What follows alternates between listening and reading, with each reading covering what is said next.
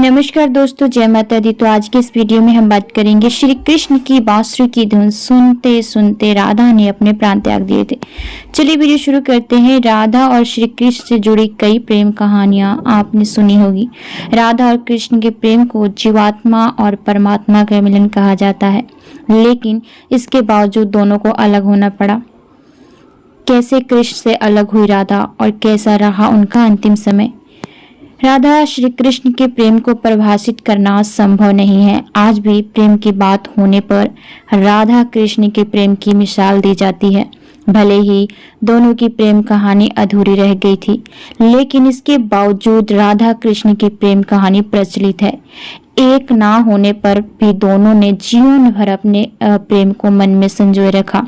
दोनों का मिलन भले ही ना हुआ हो, लेकिन इसके बावजूद राधा के बिना कृष्ण और कृष्ण के बिना राधा अधूरी है। यही कारण है कि दोनों का नाम राधा कृष्ण एक साथ लिया जाता है। यही तो राधा कृष्ण के रिश्ते की सबसे बड़ी खूबसूरती है। श्री कृष्ण को दो चीजें बहुत ज्यादा प्रिय थी, राधा और बांसुरी, जिसे वह अपने सपने में भी खुद से अलग करने के बारे में सोच नहीं सकते थे। लेकिन जीवन में एक पड़ाव ऐसा आया जब कृष्ण से ये दोनों ही अलग हो गए। कृष्ण बचपन से ही बांसुरी बजाते थे। कृष्ण की बांसुरी की धुन सुनकर ही राधा उन पर मोहित हो गई थी। राधा और कृष्ण में अथाह प्रेम होने के बावजूद उनका मिलन ना हो सका, लेकिन कृष्ण की बांसुरी के कारण राधा कृष्ण हमेशा एक सूत्र में बंधे रहे।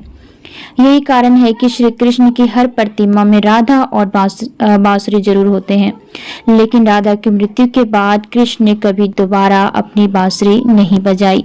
माना जाता है कि श्री कृष्ण मथुरा जाने से पहले वृंदावन में राधा से मुलाकात करने गए थे। उन्होंने राधा से वादा किया था कि वे जल्द ही वापस आएंगे, लेकिन कृष्ण ने रुक्मिणी से शादी कर ली और कभी राधा के पास नहीं लौटे। इधर राधा की भी शादी हो गई।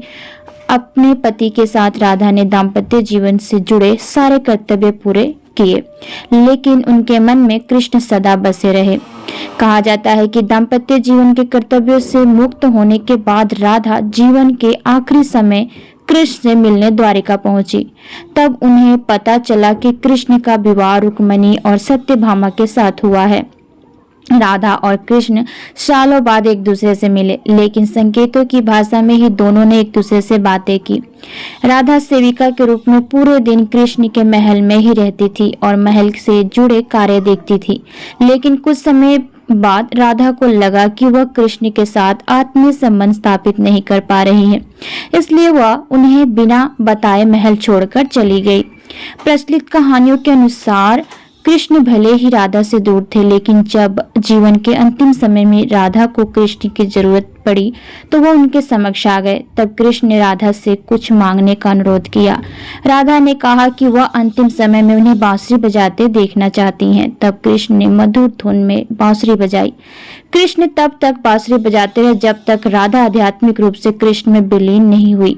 राधा बांसुरी की धुन सुनते सुनते राधा कृष्ण में विलीन हो गई और उन्होंने अपना देह त्याग दिया। राधा की मृत्यु के बाद कृष्ण ने एक झाड़ी में अपनी बांसुरी फेंक दी और फिर कभी बांसुरी नहीं बजाई। तो उम्मीद करती हूँ आज की वीडियो आप सबको अच्छी लगी होगी। तो चलिए मिलते हैं आपसे अगली वीडियो में, तब तक के लिए आज्ञा दीजिए। धन्यवाद।